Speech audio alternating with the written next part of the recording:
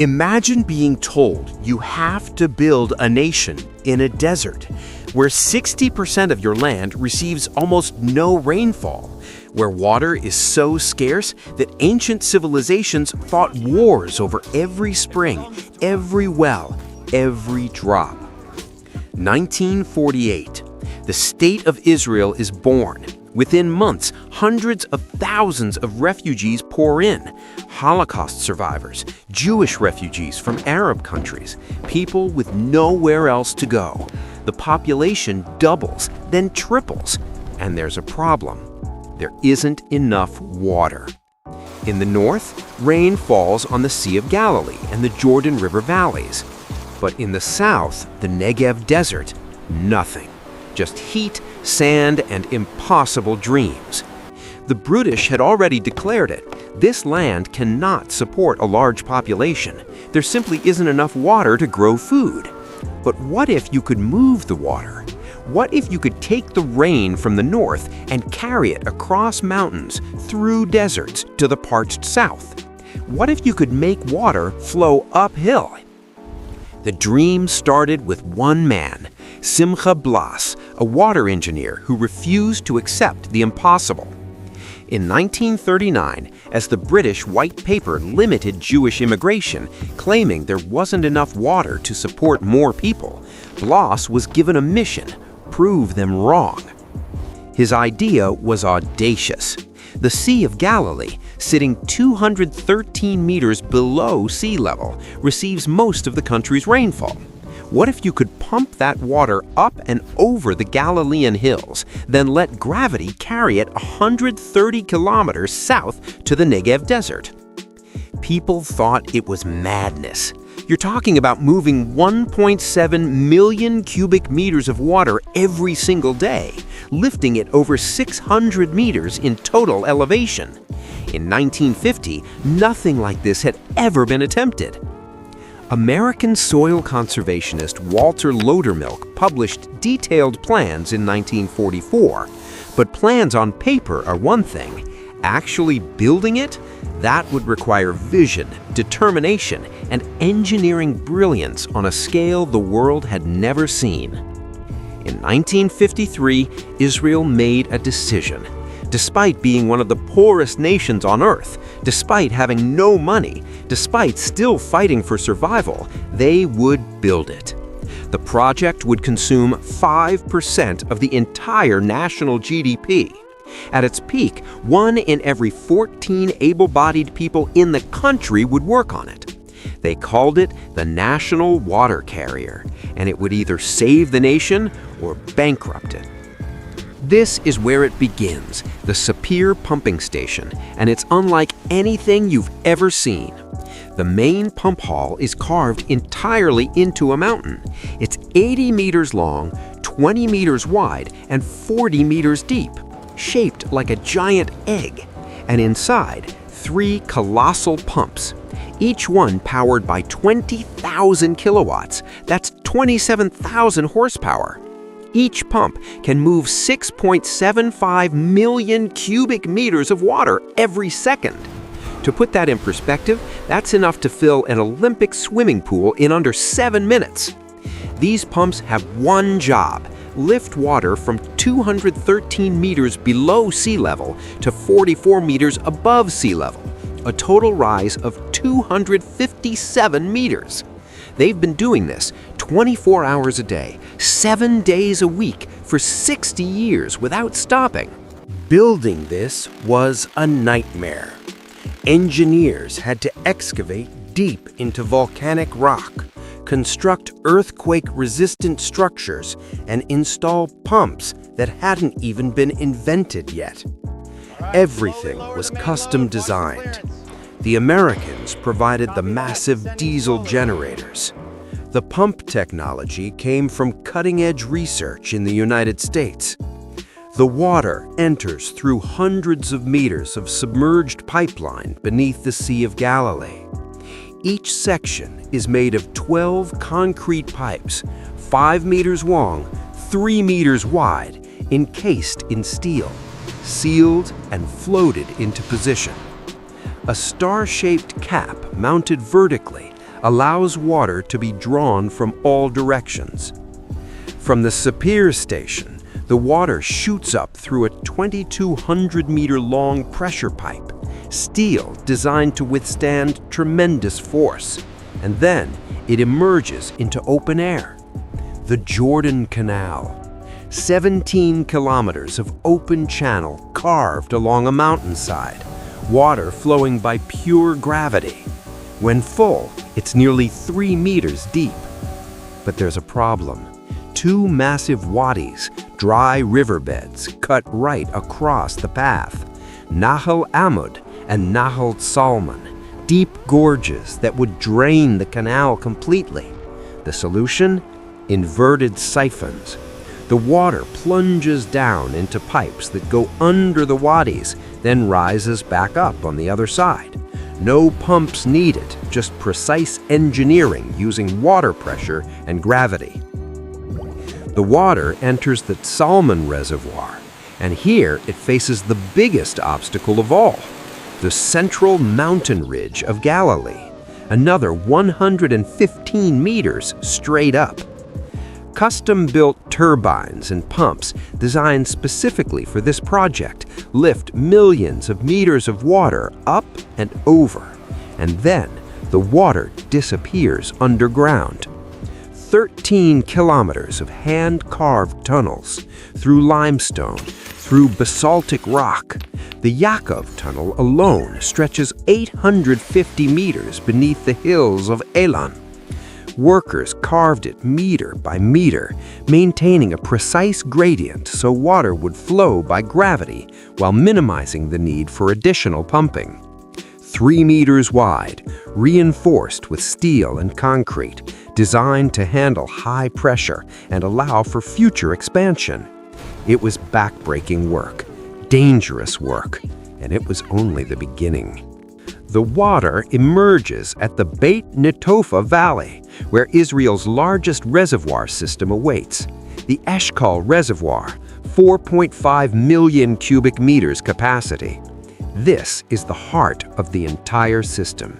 Here, water from the Sea of Galilee is transformed. Massive filtration plants remove sediment.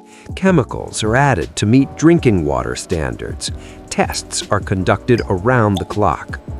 In 2007, Israel built one of the largest filtration plants in the world here, capacity exceeding 500 million cubic meters per year.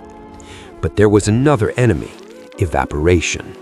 Under the scorching Israeli sun, open reservoirs lose water fast. So, engineers designed something clever. Oval and circular reservoirs that minimize surface area. Special canal shapes with varying depths and sloping sides to limit heat absorption.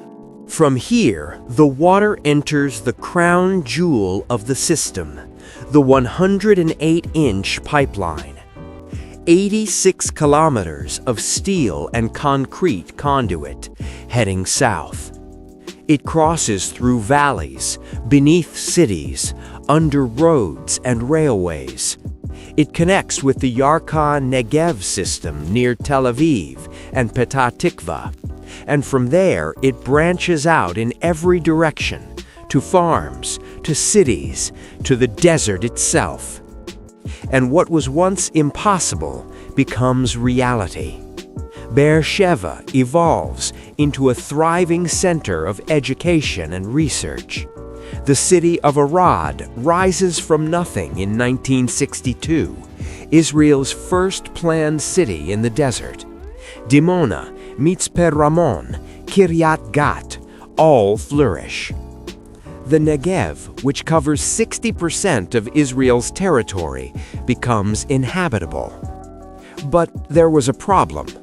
The national water carrier didn't just transform Israel, it terrified its neighbors. January 1964. Arab leaders meet in Cairo for an emergency summit. The topic? Water.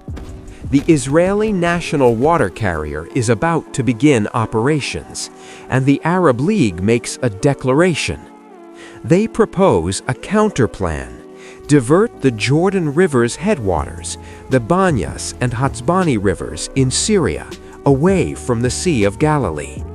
If successful, it would cut Israel's water supply by 35%. The Unified Arab Command is created with one explicit goal: to protect the Arab water diversion project from Israeli attack. The message was clear. If Israel could use water to strengthen itself, the Arab states would use water to destroy it. June 10, 1964. In a small private ceremony, Prime Minister Levi Eshkol inaugurates the national water carrier. There's no public celebration, no fanfare, because everyone knows Syria could attack at any moment. Within months, Syria begins construction on its diversion plan. Massive earth-moving equipment, bulldozers, excavators, all working to redirect the river. Israel's response is swift. Israeli tanks and artillery systematically destroy the Syrian earth-moving equipment. Again and again, every time Syria tries to rebuild, Israel strikes. The border explodes into violence. November 1964. Syrian forces fire on Israeli patrols around the national water carrier. Israel counterattacks. The cycle escalates. Tanks, artillery, fighter jets. What begins as a dispute over water becomes an undeclared war. Syria fires on Israeli farmers. Israel strikes Syrian positions. Jordan signs a mutual defense pact with Egypt. The Soviet Union feeds false intelligence to Egypt that Israel is massing troops on the Syrian border. Egypt's President Nasser mobilizes his army in the Sinai, expels UN peacekeepers, and closes the Straits of Tiran to Israeli shipping. The national water carrier had been operating for exactly 3 years, and now it was about to trigger a regional war. June 5, 1967, 7:45 a.m. Israeli fighter jets take off in waves. Operation Focus begins. In the first 3 hours, Egypt's entire air force is destroyed on the ground. By the second day, Jordan and Syria join the fighting. By the 6th day, Israel controls the Sinai Peninsula, Gaza Strip, West Bank, East Jerusalem, and the Golan Heights, including the headwaters of the Jordan River. The territory under Israeli control has doubled, and now they control the water sources themselves. Was the 6-day war about water? Not entirely. There were many factors, but water was the spark. The national water carrier represented something the Arab world couldn't accept: a strong, self-sufficient Israel. Water meant agriculture. Agriculture meant food security. Food security meant millions more immigrants. The conflict was inevitable. Even today, parts of the national water carrier near the borders remain underground, protected from potential attacks. Because this isn't just infrastructure, it's national security, it's survival. For decades, the national water carrier was Israel's lifeline.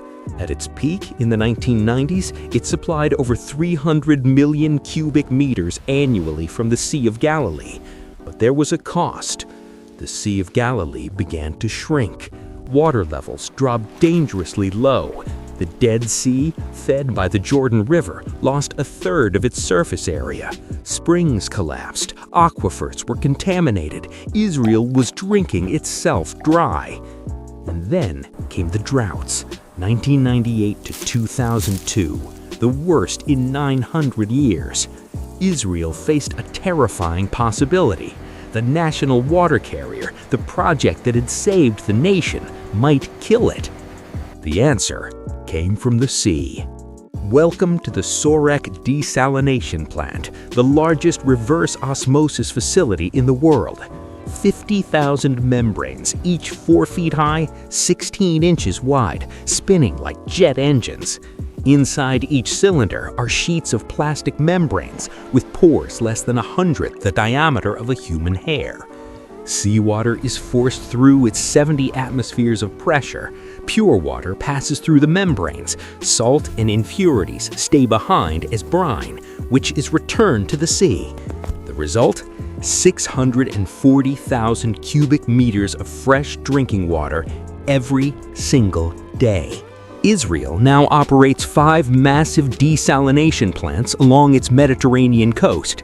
Together, they produce approximately 600 million cubic meters per year. That's enough to provide 80% of Israel's drinking water needs.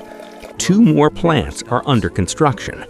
And here's what's remarkable. In 2007, Israel was running out of water. By 2015, it had more water than it needed. The country that defined water scarcity now has a surplus. Today, the national water carrier has been reversed. Desalinated water from the coast is now being pumped back to the Sea of Galilee, replenishing what was taken. The lake's water levels are rising. The ecosystem is recovering. And there's more. Israel now recycles 90% of its wastewater, the highest rate in the world. Spain, in second place, recycles 19%.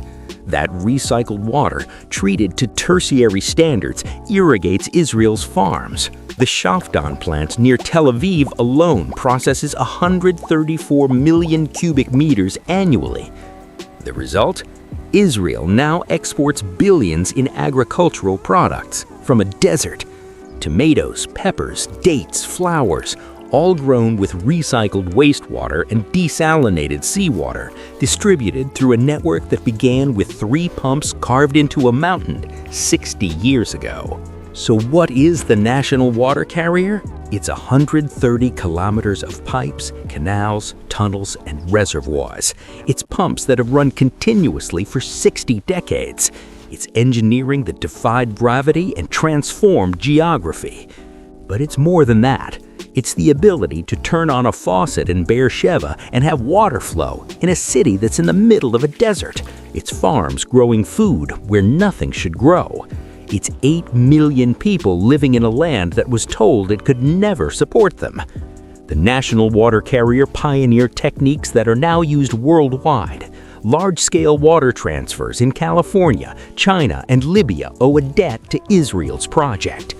Countries from Singapore to Australia to Cape Town have studied Israel's water management model. Today, the national water carrier operates as part of an integrated national water grid. 13,000 kilometers of pipelines, 3,000 production and supply facilities, 20 desalination plants, 1,000 reservoirs. And at the heart of it all, the original pumps at the Sapir station, still running, still lifting water from the depths, still defying the impossible. In 1948, Israel was told, "You cannot survive here. There is not enough water. The land cannot support you." They responded by moving mountains, carving tunnels, building cities in the desert, and teaching water to flow uphill. They proved that geography is not destiny, that scarcity can be overcome, that the impossible is just engineering you haven't figured out yet. The national water carrier, with 3 pumps and a dream, changed everything.